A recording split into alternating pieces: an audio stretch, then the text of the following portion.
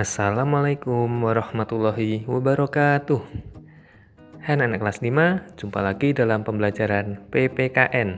Pada pertemuan kali ini kita sudah memasuki tema 7. Kali ini kita akan belajar tentang keberagaman sosial budaya masyarakat. Negara kita sangatlah luas wilayahnya dan beragam pula sosial budayanya. Dahulu, rempah-rempah menjadi daya tarik bagi bangsa Eropa untuk datang ke Nusantara. Pada saat ini, masih banyak pula wisatawan mancanegara atau orang-orang dari negara luar Indonesia tertarik akan keindahan alam serta kekayaan budaya yang dimiliki oleh Indonesia. Indonesia merupakan negara dengan keragaman budaya. Kata budaya berasal dari bahasa Sanskerta, yang berarti budi atau akal. Budaya adalah segala sesuatu yang dipelajari, dialami, dan diwariskan bersama secara sosial yang melahirkan makna pandang hidup yang akan mempengaruhi sikap dan tingkah laku para anggota suatu masyarakat. Wujud kebudayaan bisa dilihat dari beberapa hal. Yang pertama, sistem budaya, misalnya gagasan, norma, nilai, peraturan, dan sebagainya. Yang kedua, sistem sosial kemasyarakatan, misalnya aktivitas manusia bergaul dan berinteraksi berdasarkan adat dan kebiasaan. Dan yang ketiga, kebendaan, contohnya candi, wayang, perahu pinisi, dan lain sebagainya. Selain sebagai identitas, kebudayaan juga sebagai kepribadian suatu bangsa. Negara kita mengembangkan kebudayaan daerah dalam rangka memperkaya kebudayaan nasional. Hubungan antar keduanya sangat erat, karena kebudayaan nasional bersumber dari kebudayaan daerah. Kebudayaan nasional lahir sebagai hasil usaha akal budi atau pikiran seluruh bangsa Indonesia yang terdiri atas beragam suku dan ras. Indonesia merupakan negara kesatuan yang masyarakatnya majemuk. Bangsa Indonesia terdiri atas beberapa suku bangsa yang menyebar dari Sabang sampai Merauke. Di Indonesia ada keberagaman agama yang dilatar belakangi oleh letak geografis Indonesia, yaitu yang terletak di jalur perdagangan internasional dan kekayaan alam yang melimpah sehingga pedagang asing datang ke Indonesia. Selain melakukan kegiatan perdagangan, para pedagang tersebut juga menyebarkan ajaran agama dan kepercayaan yang mereka yakini, sehingga masuklah berbagai agama ke seluruh wilayah Indonesia. Di Indonesia ada 6 agama, yaitu Islam, Hindu, Buddha, Kristen, Katolik, dan Konghucu. Agama Buddha dan Hindu masuk ke Indonesia dibawa oleh bangsa India yang telah lama berdagang dengan Indonesia. Kemudian menyusul para pedagang dari Persia dan Gujarat yang menyebarkan ajaran agama Islam. Kedatangan bangsa Eropa membawa agama Katolik dan Kristen. Sedangkan pedagang Tiongkok menyebarkan agama Konghucu.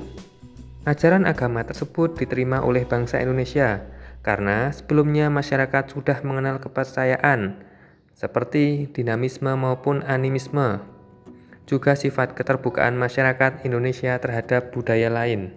Suku bangsa yang ada di Indonesia juga beragam, disebabkan oleh wilayah Negara Kesatuan Republik Indonesia yang berupa kepulauan yang terpisah oleh lautan.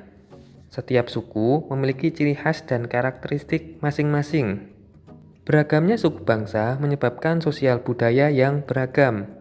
Keadaan tersebut menjadikan kehidupan bangsa Indonesia rawan atau mudah sekali terjadi konflik atau permasalahan. Oleh karena itu, masyarakat perlu turut menjaga persatuan dan kesatuan bangsa Indonesia. Berdasarkan Badan Statistik atau BPS yang dilakukan tahun 2010, di Indonesia terdapat 1.128 suku bangsa. Antar suku bangsa tersebut memiliki banyak perbedaan. Salah satunya adalah perbedaan fisik. Berdasarkan ciri-ciri fisiknya, masyarakat Indonesia dibedakan menjadi 4 kelompok atau 4 ras. Yang pertama, ras Papua Melanesia. Ras yang memiliki ciri kulit hitam, rambut keriting, badan kekar, hidung mancung, dan bibir tebal ini banyak terdapat di Pulau Papua dan Kepulauan Aru yang terkenal dengan sebutan suku Tapiro. Suku Tapiro ini memiliki ciri yang sama dengan suku Aeta di Filipina dan suku Semang di Malaysia. Yang kedua, ras Wedoid.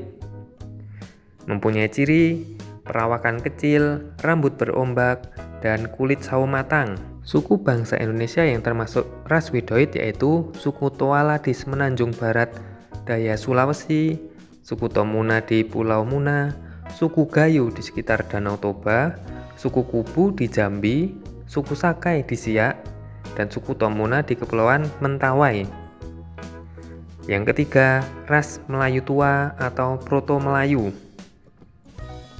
Ras Melayu Tua adalah ras yang dianggap sebagai nenek moyang bangsa Indonesia karena mereka berasal dari daratan Asia atau tepatnya Yunan di Asia Utara.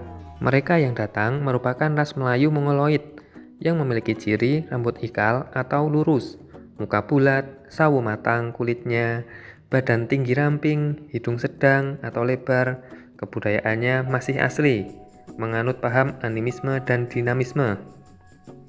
Suku bangsa di Indonesia yang termasuk golongan ini adalah suku Batak di Sumatera Utara, suku Toraja di Sulawesi Selatan, suku Sasak di Lombok, suku Nias di Kepulauan Nias, suku Kubu di Sumatera Selatan, dan suku Dayak di Kalimantan Tengah.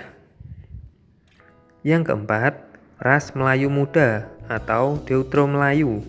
Ras ini sebenarnya juga merupakan golongan Melayu Mongoloid dengan ciri fisik yang sama.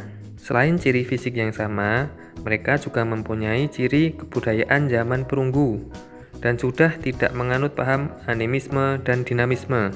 Suku di Indonesia yang termasuk ras Melayu Muda antara lain suku Jawa, suku Abli, suku Madura di Jawa Timur, suku Banjar di Kalimantan Selatan, suku Aceh, suku Minangkabau di Sumatera Barat, dan suku Bugis di Sulawesi Selatan. Selain keempat ras yang mendominasi wilayah Indonesia tersebut, masih ada lagi beberapa ras tertentu yang tinggal di beberapa wilayah Indonesia. Di antaranya adalah orang-orang Tiongkok, Jepang, Korea, Arab, Pakistan, dan India. Orang-orang Tiongkok merupakan kelompok ras Mongoloid Induk atau Asiatic Mongoloid, sedangkan orang-orang Arab, Pakistan, dan India merupakan kelompok ras Kaukasoid. Semua ras yang tinggal di Indonesia membuat Indonesia menjadi majemuk, memiliki keberagaman yang sangat banyak. Budayanya, suku bangsanya, dan juga agamanya. Hal ini juga dapat terjadi karena pencampuran atau pergaulan antar kelompok. Diharapkan dengan berbagai suku, ras, dan agama yang ada dapat menjadikan Indonesia lebih kuat dan lebih besar. Kemajemukan ini dapat menjadi salah satu aset pembangunan nasional karena Tuhan menciptakan manusia dengan berbagai bentuk untuk saling melengkapi. Jadi, perbedaan yang ada ataupun keberagaman yang sangat banyak ini tidak boleh menimbulkan perpecahan, tetapi sebaliknya harus memperkuat persatuan dan kesatuan, sehingga bisa membawa Indonesia lebih baik lagi dan lebih maju. Bagaimana dengan kalian? Apakah kalian sudah bisa menghargai perbedaan yang ada di antara teman-teman kalian dan juga diri kalian sendiri? Cukup sekian pembelajaran PPKN pada pertemuan kali ini. Sampai jumpa pada pertemuan selanjutnya. Terima kasih. Wassalamualaikum warahmatullahi wabarakatuh.